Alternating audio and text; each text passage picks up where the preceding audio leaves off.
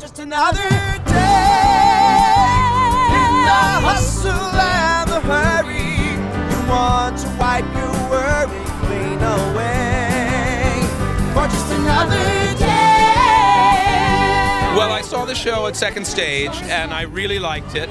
And I know they've done a lot of work since then. I have a lot of friends involved with it. Tom Kidd, the composer, is a very good friend of mine, and I think he's amazing. I'm excited about hearing Tom Kidd's music on Broadway. He's an old friend, and I'm so excited to hear his score. It's an original musical. It's an original American musical. That's reason enough to be excited and celebrate and come out. I really, really love the music.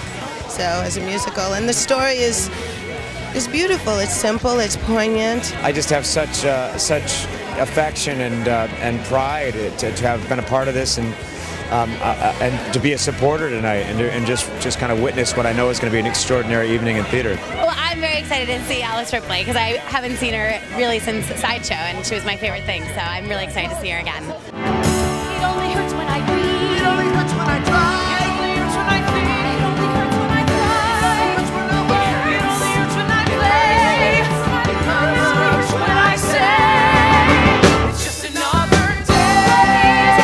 easy day. I will hold you.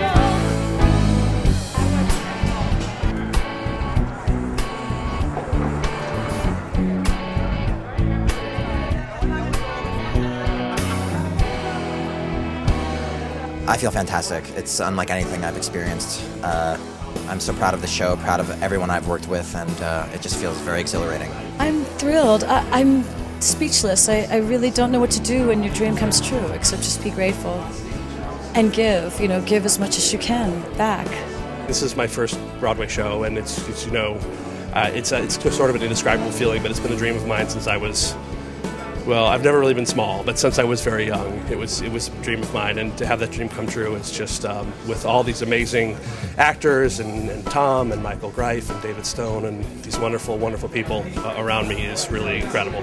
I've been a part of this piece for a long time, actually. I did one of the first presentations in Seattle in like 7 years ago. So I've been involved with the piece for a long time. I sort of followed it, and to see it come here now and be on Broadway after it's been like 10 years since the piece has been in process, it's just amazing. This is so surreal. I used to watch these videos on I was like the kid who was online looking at these videos at my computer, and now I'm behind the mic.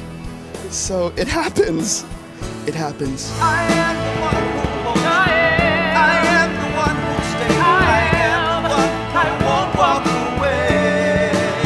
Yeah, yeah, yeah. I am the one who'll give. And now you tell me that I won't give a damn. I know you know I am. Yeah, yeah, yeah. This is an amazing, emotionally challenging, heartbreakingly beautiful show. And to be able to work with this group of people, and I'm talking, you know, everyone on stage and everyone behind the scenes, it's a really monumental show. I'm in another hit. I'm in another groundbreaking phenomenon.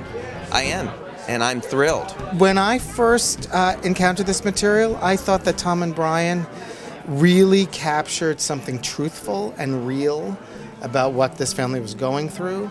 I thought that the notion of communicating musically was entirely appropriate to the enormous emotions involved with these issues. I thought right away this is a real musical or a real domestic opera. I think most of all, I just love the music. The music is, I think, what moves me and most of the people that come see it. The quiet moments, they land like perfectly, and then, you know, like the rock music this like shoots to the back of the house, and it's awesome. Superboy, the invisible girl, son of steel and daughter of air. He's a hero, a lover, a prince. She's not there. She's not there. It's not afraid to touch on issues that really, you know, that we deal with in our life. Like, it's okay to feel grief, and that it's okay to feel things in general. You know, it doesn't always have to be happy-go-lucky, and it's okay. You know, and when we go through hard times and we go through all these emotions, like, that's what brings you together. You know what I mean? That's what strengthens relationships and families. And I just think that is, if people want to go on this emotional trip, it's kind of unlike anything else. You're going to find something within yourself that relates to the show, and you're going to go home feeling like somebody is portraying part of your life on the stage. What I love about the show is that it's a very unique story, an interesting story. It's not based on a book, it's not based on a movie, it's not based on the catalog of anything. It's just an absolute unique story, which is very prevalent to today. I miss the mountains, I miss the highs and lows, all the climbing, all the falling, all the while the wild wind blows, stinging you with snow and soaking you with rain.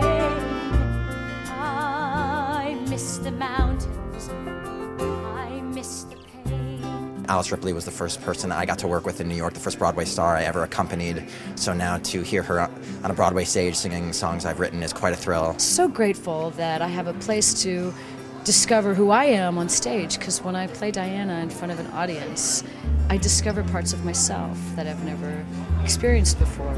The story of the show, it means means a lot because Tom and I both set out to write a show about people who were struggling with grief and struggling with mental illness, like people we had known in our life. So we set out to try to tell that story as honestly as we could, to do right by them. And insofar as we have done that, I feel very proud of that and very sort of hopeful that other people who have had that sort of experience in their lives will in some way be touched by the show. I love being able to go the distance with it and bring out all those emotions and to hear the emotions come back from the audience to us on the stage. When you know it's making that strong of an impact, that's what's so rewarding about doing a piece of theater like Next to Normal.